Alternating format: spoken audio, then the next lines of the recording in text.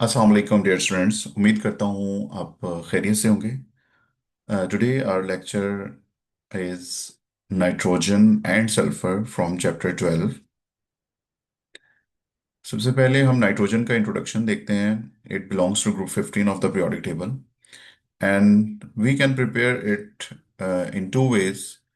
On industrial scale, simply we liquefy it from the air by cooling the air, and in laboratory we can prepare it by heating ammonium nitrite। और ये short question भी आपको आ सकता है, ये equation आपने लिखनी है। और अमोनियम नाइट्राइट और अमोनियम नाइट्रेट, इन दोनों का डिफरेंस आपको पता होना चाहिए। अमोनियम नाइट्रेट NH4NO3 और अमोनियम नाइट्राइट NH4NO2। ये फिजिकल प्रॉपर्टीज इसकी देख लीजिएगा। रिएक्टिविटी ऑफ नाइट्रोजन की बात करें तो उसमें आपको ये जो इसका कोवेलेंट स्ट्रक्चर है ये आपको आना चाहिए। एज अ शॉर्ट क्वेश्चन भी आपको आ सकता है। इसमें आप देख सकते हैं कि आउटर मोस्ट शेल से दोनों एटम ने तीन तीन इलेक्ट्रॉन कोवलेंटली जो है वो शेयर किए हुए हैं, तो ये तीन बॉन्ड इसमें बन रहे हैं। इन तीनों बॉन्ड में एक बॉन्ड जो है वो सिग्मा है और दो बॉन्ड जो है वो पाई है। और यहाँ पे एक और क्वेश्चन, शॉर्ट क्वेश्चन है, व्हाई नाइट्रोजन इज अनरिएक्टिव और हैविंग लो रिएक्टिविटी। तो इसकी तीन रीजंस हैं। स्मॉल साइज है, और इसका जो सिमेट्रिकल इलेक्ट्रॉनिक क्लाउड है वो बिल्कुल सिमेट्रिकल है, उसमें कोई डिस्टॉर्शन नहीं है, पोलैरिटी नहीं है। और थर्ड, ये नॉन पोलर ट्रिपल बॉन्ड रखता है। उस शॉर्ट क्वेश्चन को फिर ये तीन बातें लिखने के बाद आपने और एलेबोरेट करना है। उसमें बताना है कि इसकी बॉन्ड एंथैल्पी जो है 944 किलो जॉल पर मोल है, जो कि बहुत ह्यूज अमाउंट ऑफ एनर्जी है, जिसको ब्रेक करने के लिए काफ़ी एनर्जी चाहिए इस बॉन्ड को। तीन तीन बॉन्ड्स होते हैं, तो that's why it is unreactive, nitrogen unreactive होती है। और सेकंड रीज़न ये है कि ये नॉन पोलैरिटी है, नॉन पोलैरिटी है इसके बॉन्ड में। अच्छा, इसकी अनरिएक्टिविटी जो है उसका हमें फायदा है। ये इंटरेस्टिंग इंफॉर्मेशन में आप देख सकते हैं, हमारी जो अर्थ है उसमें 78% तक नाइट्रोजन है। अब उस 78% की वजह से हमें फायदा ये हो रहा है कि हमारा जो ग्लोब है, एटमॉस्फेयर है, हमारी जो अर्थ है वो सेफ है। उसमें कहीं कहीं जगह जगह पे आग नहीं लग रही। अगर ये नाइट्रोजन हमारी अर्थ पे ना हो तो एक छोटी सी इग्निशन, एक सनलाइट की थोड़ी सी हीट भी हर चीज को जला सकती है, और हमारा ग्लोब जो है एक फायर बॉल की तरह नजर आएगा अगर नाइट्रोजन ना हो। ठीक है। और बाकी ये शिपमेंट्स में हाइड्रोकार्बन को कैरी करते हैं बड़ी बड़ी शिप्स के अंदर, और एडिबल ऑयल हो या फॉसिल फ्यूल हो, ये तमाम शिप्स के जरिए आजकल आप न्यूज़ में भी देख सकते हैं कि कैसे शिपमेंट जो है वो आती हैं, और जंगी हालात में कैसे आपका फ्यूल जो है वो बड़ा रेयर हो जाता है। तो वो जो शिप्स हैं उनके अंदर कंटेनर्स बने हुए हैं, उन कंटेनर में जब ये ऑयल फिल किया जाता है तो उसमें नाइट्रोजन भी भर दी जाती है, ताकि वो ड्यूरिंग कैरेज वहाँ पे कोई इग्निशन ना हो जाए, कोई चार्ज ना हो जाए, जिसकी वजह से हम वहाँ पे जो फॉसिल फ्यूल्स वगैरह हैं वो इग्नाइट होने से सेव रहते हैं। ठीक है। वो उसे मॉइस्चर और ऑक्सीजन से भी बचाती है नाइट्रोजन। अगर लेबोरेटरी में हमने कोई रिएक्शन करना होता है, इनर्ट इन्वायरमेंट हमें चाहिए, तो वहाँ भी हम नाइट्रोजन यूज करते हैं। सेकंड, अमोनिया बड़ा अहम इसका जो केमिकल है, अमोनिया मॉलिक्यूल, जिसमें नाइट्रोजन का बड़ा रोल है। और अ, हमें ये इंडस्ट्रियली मिल जाता है हेबर प्रोसेस के थ्रू। और हेबर प्रोसेस बड़ा फेमस, ये इक्वेशन ऑलरेडी हमने काफ़ी बार पढ़ चुके हैं। कैसे प्रिपेयर किया जाता है, तो आप ये इसकी प्रिपरेशन में ये इक्वेशन लिख सकते हैं। अमोनिया की अगर बात की जाए तो ये बेसिक इन नेचर होता है। According to Lowry Bronsted base concept, it is a base. और बेस क्यों है? ये किसी भी प्रोटॉन से जो है वो एसिड से प्रोटॉन एक्सेप्ट कर सकता है, और जो चीज बनाता है अमोनियम आयन डेफिनेटली। ये रिएक्शन आप देख सकते हैं, और रिवर्सिबल रिएक्शन है। और अमोनिया भी अपना दोबारा से जो है अमोनियम आयन अमोनिया में कन्वर्ट हो जाता है।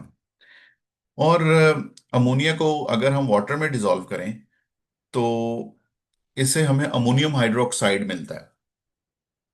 और ये दोनों आइंस उसके लिखे हुए हैं, आप इसे इकट्ठा भी लिख सकते हैं। अमोनियम NH4OH, ये इसका फॉर्मूला है। बट जो अमोनियम में है, अमोनियम हाइड्रोक्साइड, ये इसका जो बेसिसिटी कांस्टेंट है वो काफी लो है, जो कि शो करता है कि ये एक वीक बेस है। और स्ट्रक्चर ऑफ अमोनियम की बात करें तो अमोनिया और अमोनियम दो स्ट्रक्चर आपके सामने हैं। जो अमोनिया है वो पिरामिडल शेप देती है, और जो अमोनियम आइन है वो टेट्राहेड्रल शेप देता है। और दोनों में जो है वो sp3 हाइब्रिडाइजेशन जो है वो एग्जिस्ट करती है। जी, synthesis of ammonia from ammonium salt, ये जो चैप्टर है इसमें लॉन्ग क्वेश्चन भी आएगा। और ये जो लेबोरेटरी में हम प्रिपेयर करते हैं अमोनिया को अमोनियम सॉल्ट से, ये प्रिपरेशन हमें पूछी जा सकती है। और इसमें आपने इसके केमिकल इक्वेशन और ये लेबल डायग्राम, ये मेरे पास जो बुक है ये ई वर्जन है बुक का, इसमें लेबल नहीं है। तो आपने जो आपको फिजिकल बुक दी है उसमें इसको लेबल किया गया है। ये इसका एज अ होमवर्क मैं आपको दे रहा हूँ, ये आपने इसको लेबल करना है और लेबल डायग्राम मुझे सेंड करनी है, पर्सनल नंबर पे बना के सेंड करनी है। और ये केमिकल इक्वेशन और डायग्राम और ये इसका इंट्रोडक्शन आपने लिख देना है। इसमें जो अहम चीज है जो कि आपको एमसीक्यू में भी आ जाता है कि ये जो अमोनिया गैस बन रही है रिएक्शन के अंदर, इसको हम डिटेक्ट भी कर सकते हैं। डिटेक्ट कैसे करते हैं कि जब ये जो कंटेनर जिसमें बन रही है ना यहाँ पे, इस कंटेनर के ऊपर अगर हम मॉइस्चर रेड लिटमस पेपर रख दें तो ये उसको ब्लू कर देती है, जो कि अमोनिया गैस की इंडिकेशन के लिए, अमोनियम सॉल्ट्स की इंडिकेशन के लिए ये रिएक्शन, ये प्रोसेस एक फिजिकल प्रोसेस है, यूज किया जाता है। उसमें क्या होता है कि रेड लिटमस जो है वो ब्लू हो जाता है, वो ये भी शो करता है कि अमोनिया बेसिक इन नेचर है, और ये इसकी इंडिकेशन में भी यूज हो जाता है। ठीक है। ऑक्साइड्स ऑफ नाइट्रोजन, ये बेटा इसके हमारे पास 5 ऑक्साइड्स हैं जिनको 3 कैटेगरीज में कैटेगराइज उन्होंने किया। और ये भी आपको लॉन्ग क्वेश्चन के तौर पे आ सकते हैं। तो oxide of nitrogen one by one वो आपसे किसी दो का स्ट्रक्चर भी पूछ सकता है। और जो सबसे अहम ये पहले वाला जो है, इसमें एक बड़ा इंपॉर्टेंट एमसीक्यू भी छुपा हुआ है, लाफिंग गैस N2O, ये आपने याद रखना है, जिसको हम नाइट्रस ऑक्साइड या नाइट्रोजन ऑक्साइड भी कहते हैं सिंपली, मगर ये नाइट्रस ऑक्साइड के नाम से ज्यादा फेमस होता है। इसकी जो नेचर है डायमैग्नेटिक होती है, और इसमें जो ऑक्सीडेशन स्टेट है नाइट्रोजन की, दैट इज +1। यूजेस हैं, कहाँ कहाँ पे यूज होता है, अ, ये डेंटल एनेस्थेटिक के तौर पे, डेंटल प्रोसीजर करना हो तो, बेहोशी अगर करनी हो तो उसमें ये यूज होता है। और वाइप्ड आइसक्रीम वगैरह, आइसक्रीम जब मशीन से निकलती है उसको प्रोपेल करने के लिए ये नाइट्रोजन गैस यूज होती है। और synthesis of sodium azide, sodium azide का आपने ये केमिकल फॉर्मूला NaN3 भी याद रखना है। और इसका यूज मैं आपको बताता हूँ, ये एयर बैग जो होते हैं गाड़ियों के, उसमें ये सोडियम एजाइड होता है। जैसे ही ये एनर्जी इसको मिलती है तो ये ब्लो कर जाता है और ये गैस प्रोड्यूस करता है, नाइट्रोजन गैस प्रोड्यूस करता है। इसका ब्रेकडाउन जो होता है ना सोडियम एजाइड का, जिससे वो एयर बैग जो है वो जो है वो गाड़ियों में यूज होते हैं, हमें एक्सीडेंट वगैरह से सेव रखते हैं, वो एकदम ब्लो हो जाता है। ठीक है। तो ये नाइट्रिक ऑक्साइड है, पैरामैग्नेटिक इन नेचर है NO। और फिर N2O2 जो है वो डायमैग्नेटिक इन नेचर है। इसका यूज अगर आप देखें तो ये ब्लड प्रेशर को लो करने के लिए यूज होता है, मेडिसिन यूज हो जाता है, और भी इसके बॉडी में काफी फंक्शंस होते हैं। उसके अलावा nitrogen dioxide reddish brown gas है, पैरामैग्नेटिक इन नेचर है। और जो N2O4 है, नाइट्रोजन टेट्रा ऑक्साइड इसे बोलते हैं, और ये डायमैग्नेटिक इन नेचर है। ठीक है। रॉकेट प्रोपेलेंट्स में ये ज्यादातर यूज होते हैं, और नाइट्रिक एसिड की प्रिपरेशन में भी इनको यूज किया जाता है।